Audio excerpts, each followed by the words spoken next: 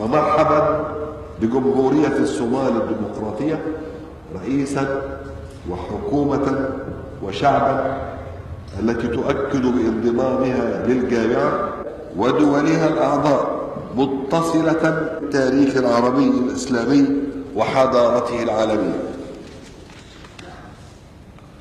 ولقد كان مفترضا أن يتم هذا الانضمام منذ وقت طويل تحقيقا لرغبات شعبنا الذي ظل ينادي بها، احتفاء بانضمامنا إلى الجامعة بالنيابة عن إخواننا المندوبين وعن البلدان الشقيقة التي يمثلونها.